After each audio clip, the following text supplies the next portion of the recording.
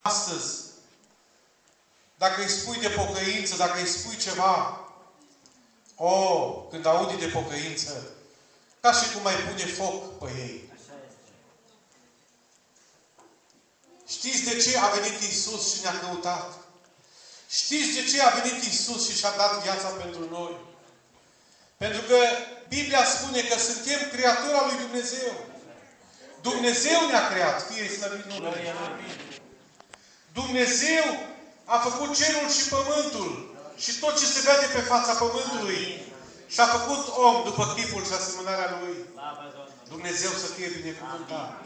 Și în momentul când Dumnezeu a văzut că omul a căzut în păcat prin neascultare, l-a trimis pe Domnul Iisus. S-a făcut o mare tăcere în cer de o jumătate de ceas. Știți cât este jumătate de ceas?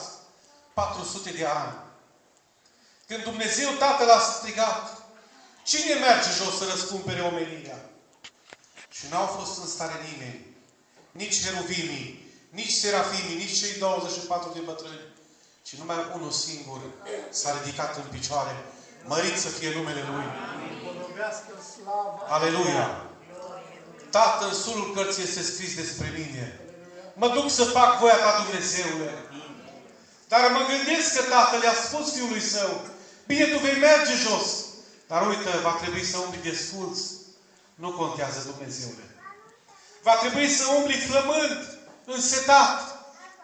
Nu contează, Dumnezeule. Va trebui să porți cununa de spini pe cap. Nu contează, Dumnezeule. Va trebui să mor răstăgnit pe o cruce între doi tâlhari. Nu contează, Dumnezeule. Mă duc pentru cei din Căpești. Mă duc pentru cei din România, din lumea întreagă, cei care vor crede în numele meu, să nu piară, ci să aibă viață veșnică. Dumnezeu să fie binecuvântat. Și a venit Iisus. Apostolul Petru spune despre El că s-a dezbrăcat de sine însuși. A luat chip de rob făcându-se asemenea oamenilor.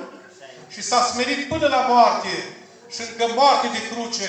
De aceea Dumnezeu l-a înălțat nespus de mult.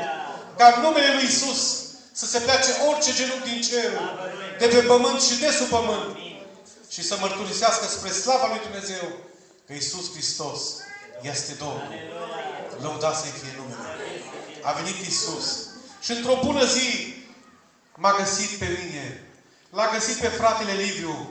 I-a găsit pe unii de aici din Căpești. În seara aceasta te caută și pe tine.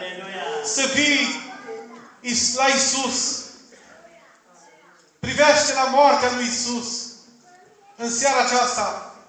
Privește la rănile care i s-au bătut în palme.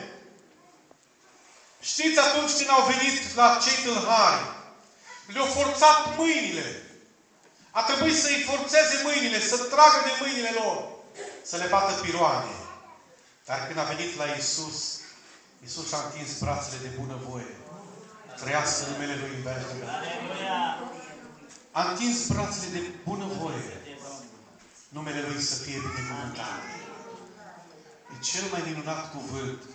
Dumnezeu Tatăl și-a dat Fiul. Dacă mergem în Sfânta Evanghelie, frații mei, dacă vă aduceți aminte când Domnul